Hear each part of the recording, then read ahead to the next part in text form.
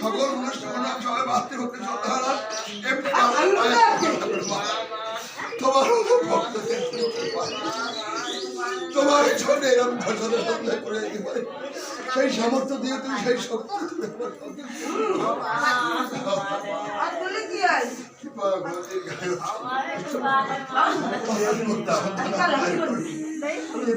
মায়ের ভক্ত